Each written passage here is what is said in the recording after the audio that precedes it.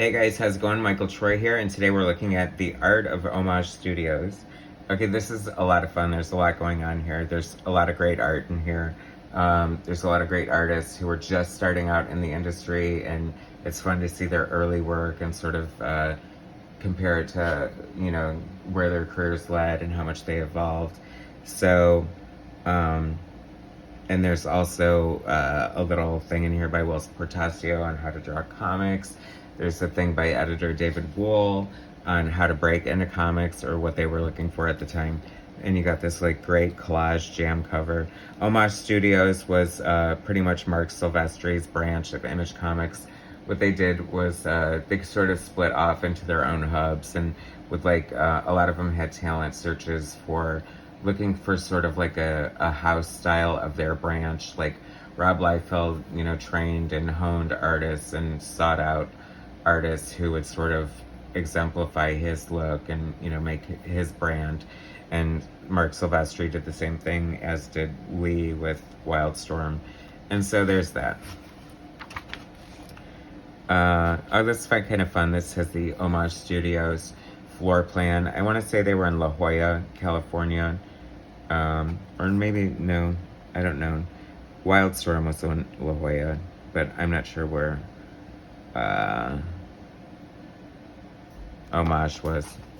I know Top Cow's in Santa Monica because I've been there several times. But anyway, so there's a lot of great pinups in here. Marc Silvestri, Tom McWeeny, Joe Chiodo. He's like the unsung hero of this book. He did a lot of great colors, but he's also like a really good penciler, inker, and painter as well.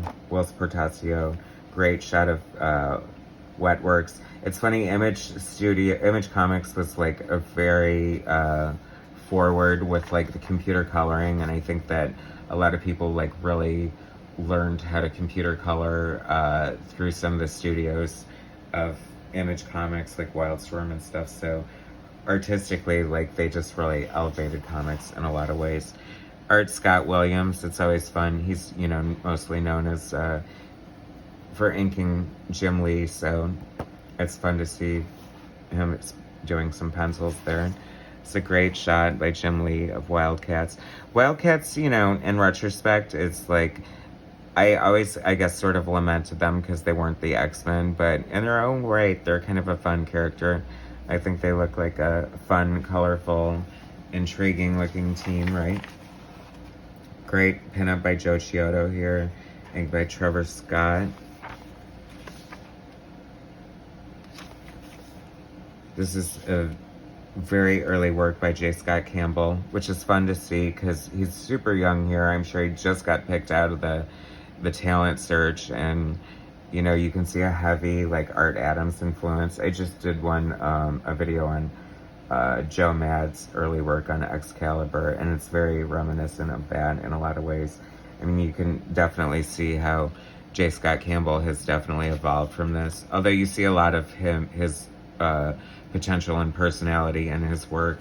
You know, he would go on to become such a great cover artist and pinup artist, and of course Danger Girl, and you know, he really came into his own. But it's fun to see his early influences. I mean, you can definitely see the Jim Lee influence here too, so that's cool. This looks a lot like his stuff on Gen 13, like in those very early issues of Gen 13.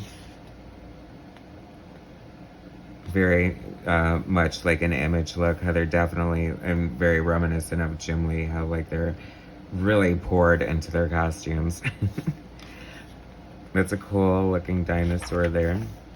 This is fun. I think this is, yeah, pencils Jim Lee. So that's cool. Who doesn't love Jim Lee, right? I mean, he's only one of the biggest. Speaking of Joe Maduriera, this is an early pinup by him. Very early. That's, what's her name? Velocity from Cyberforce, I guess. Hilarious. I know the pose is goofy, but I'm just psyched that I get a chance to draw my favorite Image character. I love that he's apologizing for like a really great picture. This is Jim Lee art. Very cool and moody. I kind of like when Jim Lee draws like space, sort of sci-fi looking stuff. If this is almost like him coming into his like death blow Frank Miller homage style that he went through for a while. It'd be kind of fun to see how he would handle Death Blow today. Like, they should make that happen. That would be kind of cool. How to Draw by Whilce Portacio. I love Whilce Portacio's art. He was so good on Wetworks and the X-Men and stuff. So, have a simple story goal. 1, we'll start out with plotting, scripting, layouts, 5 simple steps. A simple story goal, a lot of filler, a lot of cool stuff. Layouts, pick out an exclamation point from each scene. The script should be very concise and vary the content. There you go. That's all you need to know to draw comics. Wham, bam, thank you, ma'am. There it is. From nuts to bolts. I do love seeing the creative process. Like, that's kind of fun. Like, this is that might be a Jim Lee layout, probably. I'm sure he worked closely with a lot of the artists back in the day and helped them develop their, you know, I mean, who wouldn't want to be like, have Jim Lee at your disposal to get pointers and stuff? And what would an Image Comics from the 90s be without a swimsuit pinup contribution? J. Scott Campbell, cool. It's funny, very solid for like his super early work. I mean, you can definitely see why he's the superstar that he is today. I'm trying to think if I know of anything that Aaron Weisenfeld drew other than this, because I really love this art. I think Mal looks really cool here. And if you gotta have a swimsuit pinup, oh well, at least it looks really cool like this. Zealot's boobs, perfectly at attention. I don't know, the swimsuit stuff is so cheesy in retrospect. Marvel did like Marvel Illustrated and just like cheese for days, right guys? I know you're like, whatever, we have them right now. My favorite comic book. Brandon Peterson. Scott Clark's Sketchbook. Pinup by Joe Chiodo. See what I mean? Like, he's such a great artist. I love his stuff. Marc Silvestri sketches. Very cool. All these Cyberforce. I have to say, like, as much as the Image, you know, Founders got, well, I mean, Cyblade is such a ripoff of Psylocke. But, I mean, these aren't total X-Men ripoffs. I mean, they do have enough uniqueness about them to sort of, I don't know, stand on their own and be cool. Another, see, I'm telling you, he was the unsung hero of this book. Another great pinup from Joe Chiodo. This is sort of very much what, like, his painter style would become with this sort of bombshell-looking woman. I don't know how else to describe it. Very cool to see a sketchbook by Whilce Portacio. I just love his art, like his shading and his hatching. Like, he's such a skilled draftsman, and his anatomy is like amazing. I mean, look at the shading here. That reminds me, didn't he, when they did Heroes Reborn, I believe that he did the Hulk, and it was killer. I might have to look that up. This is really cool. This is Brett Booth, who is now doing, or he did the first few issues, I want to say, of X-Men Legends, the one with Fabian Nicieza, you know, sort of like emulating that 90s X-Men look, and perfectly on point for that. I mean, this is like some of his really early work, and I have to say, this is like totally gorgeous. Like, that is easily like a Jim Lee worthy Zealot there. I think it's a very cool picture, and of course that's Backlash. So I love to see the early work of these guys, and just know that they went on to have, like, you know, like Brett Booth has had a lengthy career. I feel like he might have disappeared for a little bit, but he's back. Anyway, How to Break Into Comics. This is like the last of it. David Wohl, who would like go on to be like the top editor at Top Cow. I don't know where he is now. I think he's still in comics, but whatever. So here's his tips on how to break into comics. Practice a lot. We'll see if these still, if I agree with these and if they still hold up today.